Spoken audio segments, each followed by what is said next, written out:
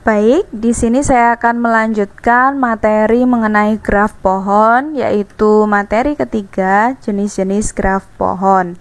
Ada 5 jenis graf pohon yang akan saya bahas. Yang pertama adalah pohon berakar, lalu ada pohon M-array, pohon biner lengkap, dan yang terakhir adalah pohon seimbang. Di sini untuk masing-masing jenis pohon ini satu sama lain definisinya saling berkaitan.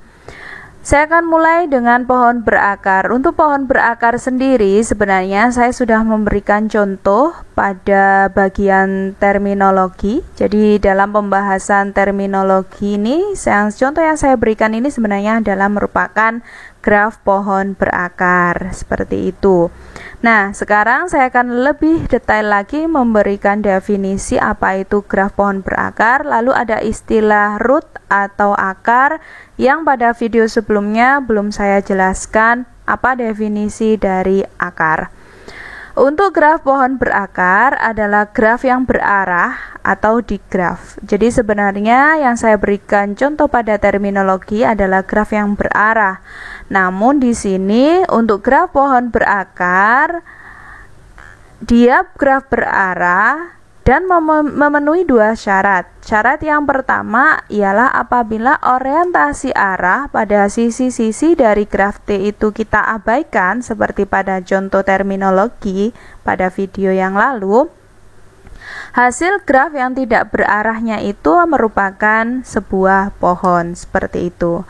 Lalu syarat yang kedua yaitu ada sebuah simpul, atau kita bisa mengatakan ada simpul tunggal yang kita bisa namai dengan R yang mempunyai derajat masuk sama dengan 0. Sedangkan untuk simpul-simpul yang lain di situ derajat masuknya adalah 1. Jadi dia satu-satunya simpul yang mempunyai derajat masuk 0. Nah, untuk simpul tersebut kita namakan dengan simpul akar atau root, sehingga kita bisa menyebut graf yang memiliki simpul tersebut merupakan graf pohon berakar. Itu adalah terkait dengan definisi graf pohon berakar. Nah, silakan kalian cari contoh yang lain, contoh lain tentang graf pohon berakar. Untuk yang contoh yang saya berikan tadi, salah satunya ada pada video terminologi. Kedua adalah pohon M-array. Apa itu pohon M-array? Pohon M-array adalah pohon berakar yang setiap simpul internalnya mempunyai anak tidak lebih dari M. Seperti itu. Jadi contohnya saya buatkan contoh di sini. Misalkan saya punya di sini saya punya graf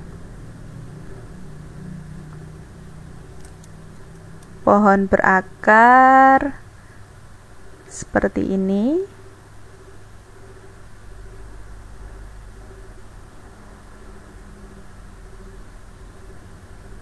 Nah, lalu saya punya lagi seperti ini.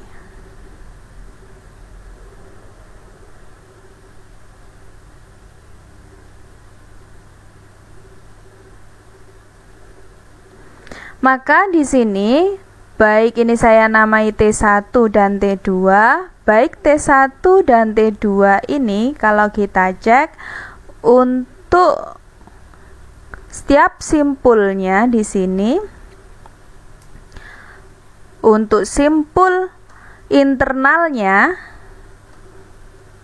yaitu simpul ini adalah simpul internal, dia mempunyai anak yang tidak lebih dari di sini 2, ya kan?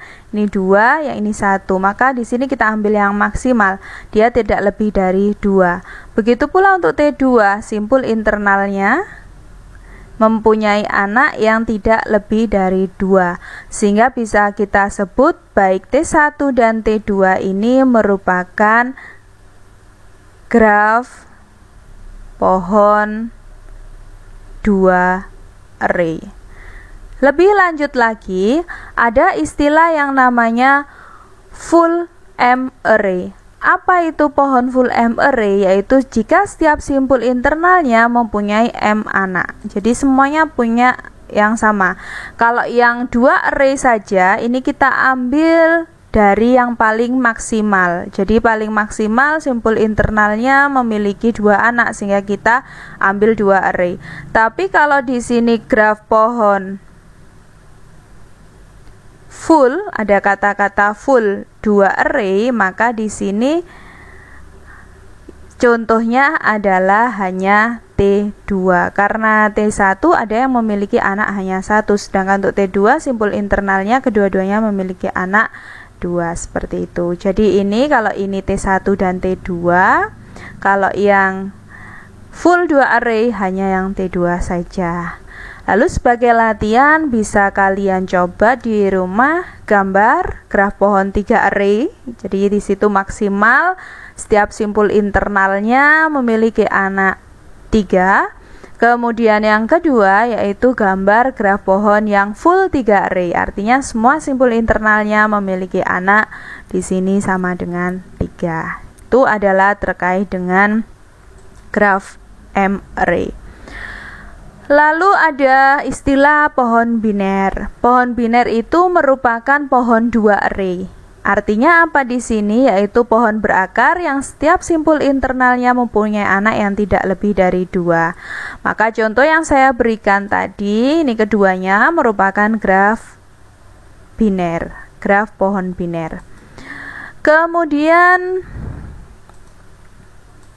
ya, ini juga contoh dari graf pohon biner. Jadi kita cek simpul internalnya itu adalah bagian ini simpul internalnya, anaknya 2. Ini juga simpul internal, anaknya juga 2, seperti itu. Lalu setelah pohon biner ada istilah pohon biner lengkap, yaitu jenis pohon biner yang derajat akarnya itu sama dengan 2 atau 0. Dan setiap simpul lain berderajat 1 atau 3. Kita cek apakah contoh yang saya berikan tadi adalah pohon biner lengkap atau tidak. Untuk T1, derajat akarnya adalah 2. Maka untuk syarat pertama terpenuhi. Syarat kedua, simpul lainnya harus memiliki derajat 1 atau 3. Di sini untuk T1 ternyata ada satu simpul lain selain simpul akar yang derajatnya itu 2, tidak 1 dan 3. Maka di sini untuk T1 ini bukan pohon biner lengkap. Adapun untuk T2 di sini untuk akarnya derajatnya 2. Betul berarti. Lalu kita cek simpul yang lain, apakah simpul yang lain mempunyai derajat 1 atau 3. Untuk simpul internalnya, setiap simpul internal di sini memiliki derajat 3. Setiap pendan atau anting mempunyai derajat 1. Sehingga di sini untuk T2 merupakan graf pohon biner lengkap. Itu adalah jenis pohon biner yang jenis graf pohon yang keempat. Nah, di sini saya mempunyai soal latihan yang bisa kalian coba di rumah. Mana di antara T1, T2, dan T3 ini yang merupakan pohon biner lengkap? Lalu saya akan lanjutkan di sini contoh jenis pohon yang terakhir, yaitu pohon seimbang.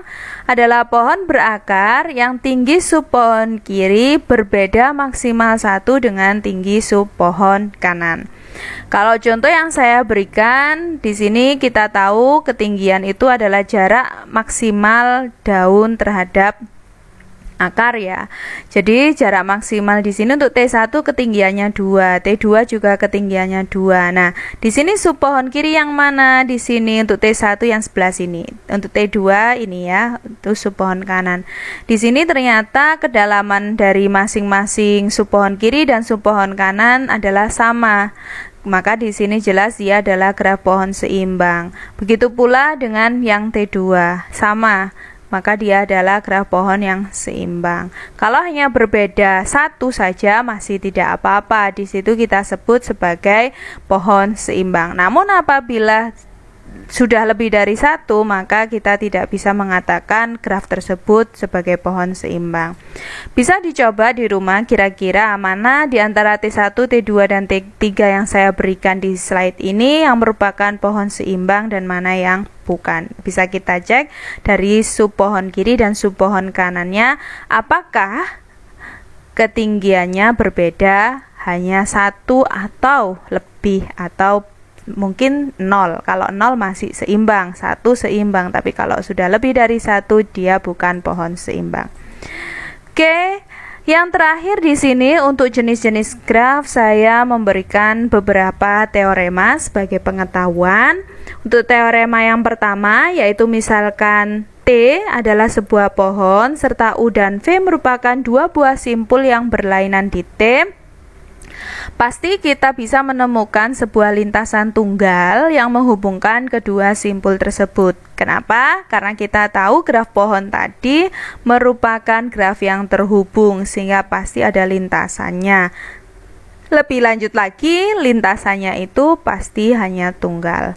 Lalu teorema yang kedua yaitu jika T adalah sebuah pohon, maka berlaku di sini size dari T sama dengan order dari T kita kurangi 1. Jadi kalau pohon pasti jumlah sisinya sama dengan jumlah simpul kita kurangi 1.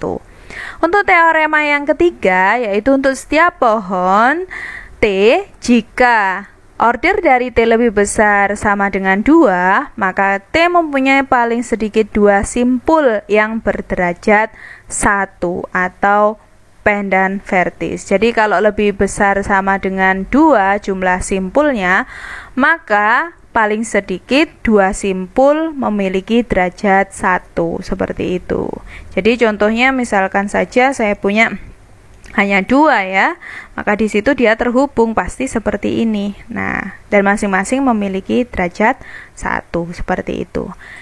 Oke, itu saja terkait dengan jenis-jenis graf pohon, ditambah sedikit saya memberikan tentang teorema. Untuk video berikutnya saya akan membahas tentang penerapan atau aplikasi graf pohon.